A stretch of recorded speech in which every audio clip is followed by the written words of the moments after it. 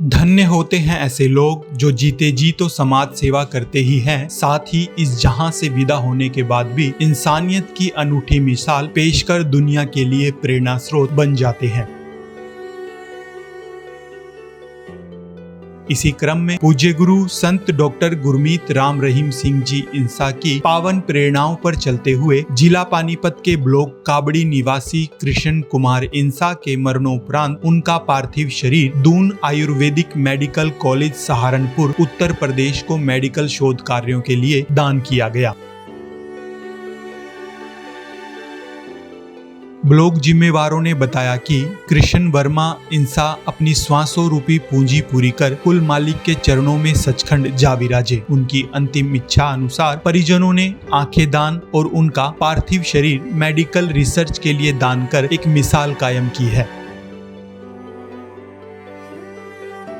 पत्नी चंद्रकांता इंसा, पुत्र पुत्रवधुओं परिजनों के साथ Shah Satnam ji greenish welfare force wing के सेवादार भाई बहनों रिश्तेदारों साथ संगत ने उनके आवास पर पहुंचकर भावभीनी श्रद्धांजलि अर्पित की। वहीं इस मौके पर पूज्य गुरुजी द्वारा चलाई गई बेटा बेटी एक समान मुहिम के तहत पार्थिव देह को बहू गीतिका और श्वेता ने अर्थी को कंधा देकर समाज को एक नया संदेश दिया।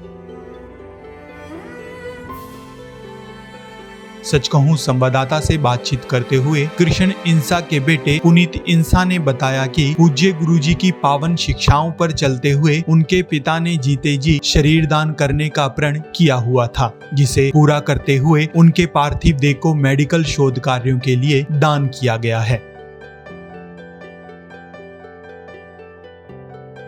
मेडिकल कॉलेज को दान में दिया जा रहा है, तो इसमें कम से कम 10 डॉक्टर तैयार होंगे जो मानवता सेवा के कार्य के काम है। उनके कुछ अंग हैं जो काम में आ जाते हैं। तो मैं अपने पानीपत वासियों और पूरे भारतवासियों को यही प्रार्थना करता हूँ, आप जीते जी सेवा करते हैं, बहुत अच्छी बात है, और मृत्यु प्रांत भी आप ये सेवा करें, जिससे जागरूक होंगे। जो हमारे देश में अंधता है उसको दूर करने का एक ही कारण है मृत्यु प्रांत। अगर हम इसको अग्नि की भेंट कर देंगे तो 2 चुटकी राख होगी, अगर इसके हम दान करके 2 लोगों की ज़िंदगी बचा सकते हैं। तो मैं डेरा सच्चा सौदा के सभी अनुयायियों का धन्यवाद भी करता हूं, और यही प्रार्थना करता हूं कि इस सेवा में आगे बढ़े। यहाँ इनकी बहुओं ने भी कंधा दान दिया है, इस बारे में क्या कहना चाहेंगे? बेटियां और बहुएं, आज बेटे और बेटियों में कोई फ़र्क नहीं है।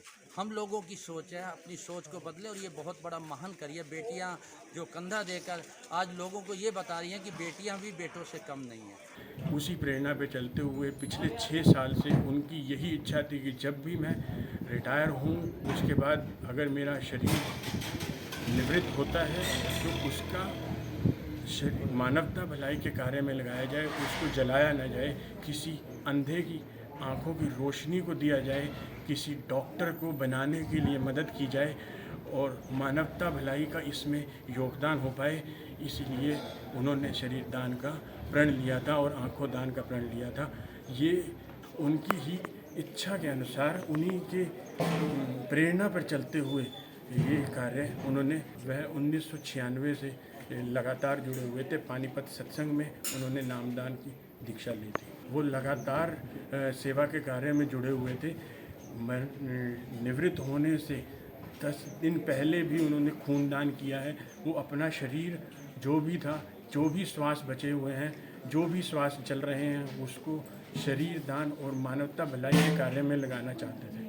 शरीरदानी व नेत्रदानी कृष्ण इंसा को सच कहूं भी अपनी भावभीनी श्रद्धांजलि अर्पित करता है। वहीं समाज को भी डेरा सच्चा सौदा द्वारा चलाई गई मुहिम से प्रेरणा लेने की अपील करता है, ताकि मरणोपरांत ज्यादा से ज्यादा मृतदेह मेडिकल की शिक्षा प्राप्त कर रहे छात्रों को रिसर्च कार्य के लिए उपलब्ध हो सके। इस बारे में हमारे दर्शक अपनी क्या राय रखते हैं, हमें कमेंट बॉक्स में जरूर बताएं और इसे ज्यादा से ज्यादा शेयर करें, ताकि मानवता भलाई कार्य की अलग समाज में जग सके।